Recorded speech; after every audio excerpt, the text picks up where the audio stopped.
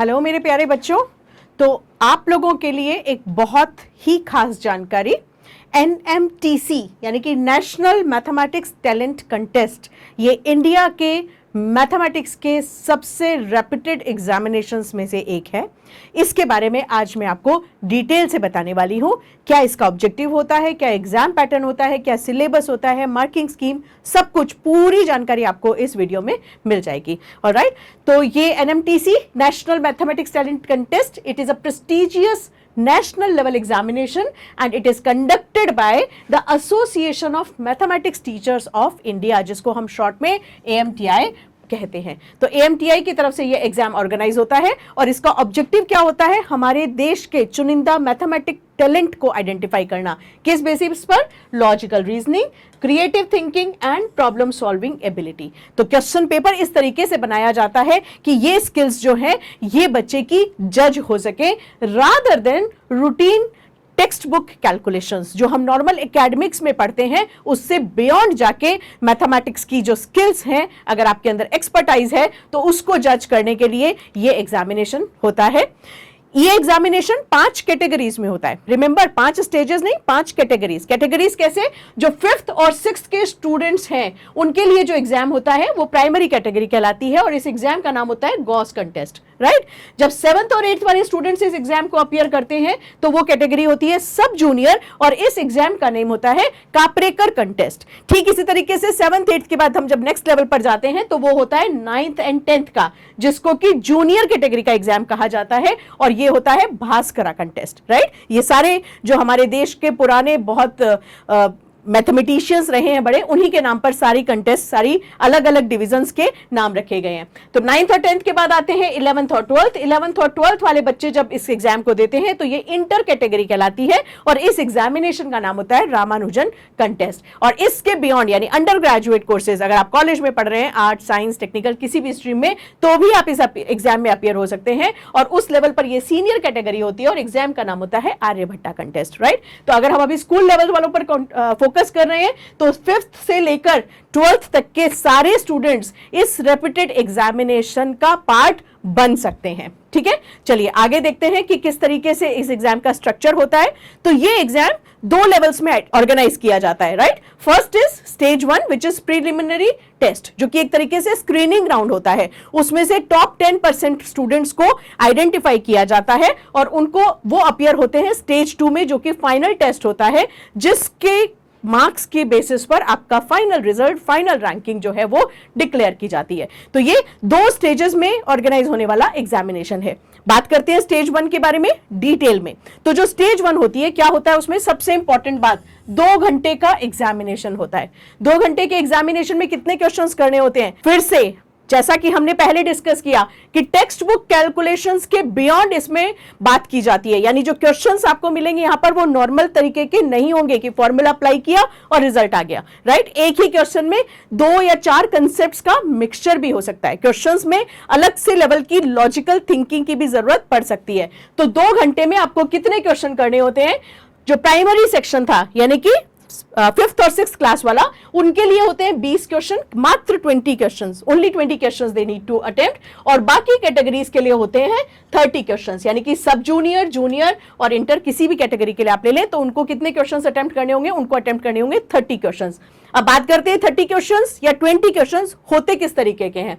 तो इसमें मिक्स होता है, खाली एमसीक्यूज नहीं होते, इसमें एमसीक्यूज भी होते हैं, फिल इन द ब्लैंक्स या न्यूमेरिकल आंसर वाले क्वेश्चन भी होते हैं और शॉर्ट प्रॉब्लम सॉल्विंग क्वेश्चंस भी होते हैं। शॉर्ट प्रॉब्लम सॉल्विंग क्वेश्चंस कैसे होते हैं? सब्जेक्टिव, यानी आपके पास में कोई चॉइस अवेलेबल नहीं है जिसको देखकर आप आंसर लगा सकें। एब्सोल्यूट वैल्यू, एब्सोल्यूट स्टेप्स और एब्सोल्यूट आंसर सब आपको इसमें कैलकुलेट करना होता है। ये डिपेंडिंग अपॉन द कैटेगरी। जैसे जो प्राइमरी कैटेगरी होती है उसमें मल्टीपल चॉइस क्वेश्चंस और शॉर्ट प्रॉब्लम सॉल्विंग होते हैं। बाकी कैटेगरीज होती हैं उसमें तीनों तरीके के क्वेश्चंस होते हैं, यानी कि multiple choice, fill in the blanks और integer type and short problem type. ठीक है, यहां पर जो पर्पस है वो क्या है? केवल स्क्रीनिंग राउंड है, तो एक्यूरेसी होती है। जितना ज्यादा आपके मार्क्स आएंगे, जितने ज्यादा क्वेश्चंस आप सही से अटेम्प्ट करेंगे, आपके स्टेज 2 में पार्टिसिपेट करने के चांसेस उतने ही ज्यादा बढ़ जाएंगे। लेकिन कितने लोग होते हैं जो स्टेज 2 के लिए क्वालिफाई करते हैं?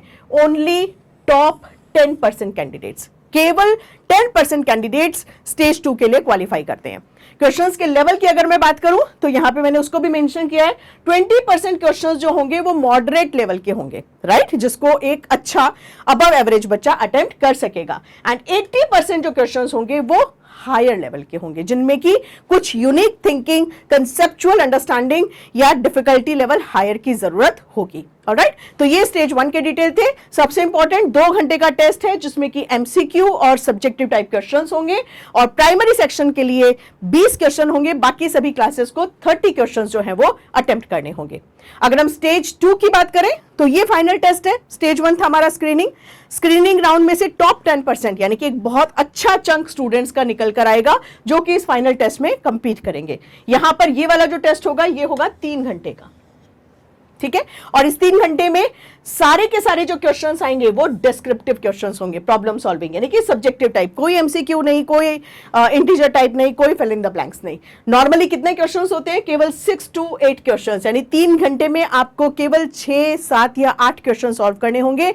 स्टेप बाय स्टेप आपको उसका सोल्यूशन लिखना होगा, ठीक है, और आपके जो भी स्टेप्स में आपने जो भी कंक्लूजन्स निकाले हैं, हर स्टेप के बाद में कैलकुलेशन निकाली है, उसका लॉजिकल प्रूफ, लॉजिकल आर्ग्यूमेंट या मैथमेटिकल क्रिएटिविटी वो आपको बतानी होगी। यानी कि एग्जामिनर को कन्विंस करना होगा कि जो आपने सोचा है, जिस मेथड को लेकर आप चल रहे हैं और आप आंसर तक पहुंच रहे हैं, वो मेथड आपका किन मैथमेटिकल कंसेप्ट्स पर बेस्ड है और बिल्कुल सही है। तो ये बात हुई स्टेज 2 की।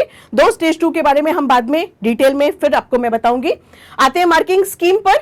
तो मार्किंग स्कीम अगर हम देखें तो स्टेज 1 की जो मार्किंग स्कीम होती है, अगर करेक्ट आंसर है तो आपको मिलेगा 1 नंबर +1, राइट। अगर इनकरेक्ट आंसर है तो आपका क्वेश्चन जो है 0.5 आपकी नेगेटिव मार्किंग होगी। ये बात हम कर रहे हैं कौन से टाइप के क्वेश्चंस के लिए? जब आपका क्वेश्चन कैसा है? एमसीक्यू यानी मल्टीपल करेक्ट। मल्टीपल करेक्ट में सही हुआ 1 नंबर, छोड़ दिया कुछ नहीं मिलेगा, गलत किया तो आधा नंबर यानी कि 0.5 आपका माइनस हो जाएगा। और अगर दूसरे टाइप के क्वेश्चंस यानी कि फिल इन द ब्लैंक्स या न्यूमेरिकल है, अगर इन क्वेश्चंस की हम बात करें तो इसमें करेक्ट आंसर पर फिर से आपको कितना मिलने वाला है? +1 नंबर आपको मिलेगा अगर गलत हुआ तो। लेकिन अगर +1 आपको मिलेगा न्यूमेरिकल या फिल इन द ब्लैंक्स वाले क्वेश्चंस की बात करें तो करेक्ट आंसर पे आपको मिलेगा कितना?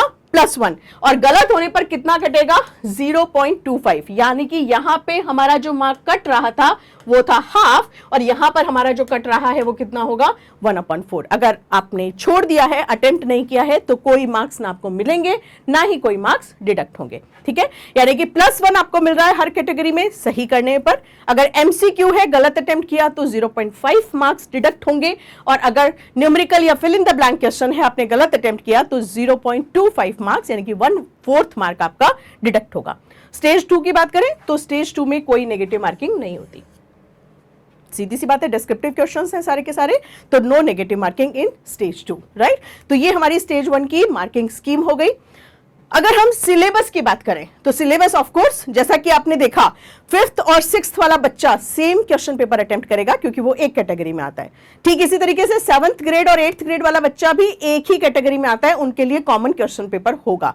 9th और 10th वाला भी एक ही कॉमन क्वेश्चन पेपर अटेम्प्ट करेगा। तो इसका मतलब कि 9th और 10th वाला जो बच्चा है उनके लिए मैक्सिमम सिलेबस कहां तक का हो गया? 10th तक का हो गया। लेकिन जैसा मैंने कहा कि इसमें एनएमटीसी एक ऐसा एग्जाम है जिसमें आपकी बियॉन्ड टेक्स्ट बुक आपकी मैथमेटिकल कंसेप्चुअल अंडरस्टैंडिंग को टेस्ट किया जाता है।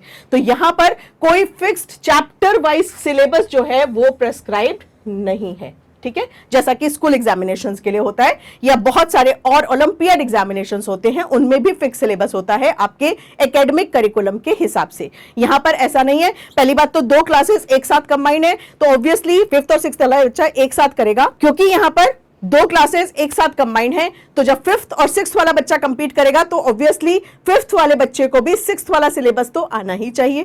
ठीक इसी तरीके से 7th और 8th का सेम पेपर है, तो 8th तक का सिलेबस तो 7th वाले बच्चे को भी पढ़ना ही पड़ेगा अगर वो इस एग्जाम को सीरियसली अटेम्प्ट कर रहे हैं, राइट। ठीक इसी तरीके से 9th 10th और 11th 12th के लिए। लेकिन यहां पर क्या है? Questions are based on school mathematics but extend into logical and creative applications, यानी कि जो कंसेप्ट्स आपने पढ़े हैं, जो चीजें, जो फॉर्मूला, जो थ्योरी आपने पढ़ी है, उनका प्रैक्टिकली लॉजिकल और क्रिएटिव एप्लीकेशन होगा, जिसमें कि आपको समझना है और समझ के हो सकता है एक फॉर्मूले की जरूरत पड़े, हो सकता है एक से ज्यादा कंसेप्ट्स की जरूरत पड़े, एक से ज्यादा फॉर्मूले की जरूरत पड़े, और तब जाकर आप आंसर के करीब पहुंच सके। तो एज सच इसका कोई फिक्स सिलेबस नहीं है टेक्स्ट बुक की तरह, बट यस फिर भी AMTI कुछ टॉपिक्स, कुछ मेजर टॉपिक्स जो है वो डिफाइन करती है, कुछ सेक्शंस डिफाइन करती हैं जो कि सिलेबस के लिए इंपॉर्टेंट होते हैं। अगर आप इस एग्जाम के लिए सीरियसली प्रिपेयर कर रहे हैं और आपको इसका डिफाइंड सिलेबस चाहिए तो कमेंट्स में लिखकर बताइएगा, आपको इसका PDF जो है वो शेयर कर दिया जाएगा। राइट, तो ये बात हो गई हमारे सिलेबस की। अब आते हैं फीस पर। तो इस साल के लिए इनकी डेट्स डिक्लेयर हो चुकी हैं और जो रजिस्ट्रेशंस हैं, अर्ली बर्ड रजिस्ट्रेशंस, वो 15 जुलाई तक आपको करवाने हैं, जिसकी की फीस है 150 रुपीज। बच्चों ध्यान रहे, इस एग्जाम के लिए जो रजिस्ट्रेशंस होते हैं वो स्कूल के थ्रू ही होते हैं, यानी कि स्कूल को आप कहेंगे, स्कूल डायरेक्ट AMTI से कांटेक्ट करेगा और अपनी स्कूल का रजिस्ट्रेशन कराएगा, और स्कूल के थ्रू जितने भी बच्चे इस एग्जाम में अपियर होना चाहते हैं उनका रजिस्ट्रेशन होगा। हालांकि अगर आपका स्कूल ये फैसिलिटी नहीं दे रहा है तो आप डायरेक्ट जाकर AMTA की साइट पर भी इस चीज को, अपने रजिस्ट्रेशन को कंप्लीट कर सकते हैं। तो 2 डेट्स है हमारे पास, एक है 15 जुलाई से पहले जो कि अर्ली बर्ड रजिस्ट्रेशन है, जिसकी फीस है ₹150 पर कैंडिडेट। अगर आप 15 जुलाई तक चूक जाते हैं, वैसे आपने टाइम से वीडियो देख लिया है तो मुझे पूरी उम्मीद है कि आप चूकेंगे नहीं, पर बाय चांस आपका कोई साथी या कोई दोस्त रह जाता है तो उसके पास 16 जुलाई से लेकर 25 जुलाई तक का एक और मौका अवेलेबल है, जिसमें फीस बढ़ जाएगी और कितनी हो जाएगी, 250 rupees. Right, so early bird में अगर आप जाते हैं तो केवल 150 रुपीज इसकी फीस है, आप आराम से रजिस्ट्रेशन इसका करा सकते हैं। अगर हम डेट्स की बात करें तो इसकी जो डेट्स हैं वो है, स्टेज 1 की डेट है 30 अगस्त 2026, 30 अगस्त 2026 जो कि एक संडे है, उस दिन आपका स्टेज 1 का 2 घंटे का पेपर कंडक्ट होने वाला है। तो अपनी तैयारी शुरू कर दीजिए आज से, क्योंकि NMTC एक नॉर्मल एग्जाम नहीं है। क्वेश्चंस अच्छे लेवल के होते हैं, बहुत डिफिकल्ट होते हैं, बहुत डिफरेंट होते हैं आपकी टेक्स्ट बुक में आने वाले क्वेश्चन से, और इसीलिए इस एग्जामिनेशन की प्रेस्टीज या इसकी वैल्यू जो है बहुत अच्छी है, इसको बहुत रेप्यूटेड एग्जाम्स में इंक्लूड किया जाता है। तो ये स्टेज 1 की डेट है 30 अगस्त। ध्यान रहे, लास्ट डेट थी एनरोलमेंट की 15 जुलाई, या लेट अगर आप करते हैं तो 25 जुलाई। 25 जुलाई तक आपको एनरोल करना है और 30 अगस्त को आपका एग्जाम होगा। और जो स्टेज 2 है उसकी भी डेट डिक्लेयर हो चुकी है और वो है 25 अक्टूबर। राइट स्टूडेंट्स, तो आप अपनी प्रिपरेशन आज से ही शुरू कर दीजिए। आपका सिलेबस अगर आपको चाहिए वीडियो पे कमेंट कीजिए, हम आपको PDF फॉर्म में इसका जो एक प्रेस्क्राइब्ड सिलेबस होता है वो आपको प्रोवाइड कर देंगे। तो get ready and start preparing for your exam of NMTC right today. All the very best.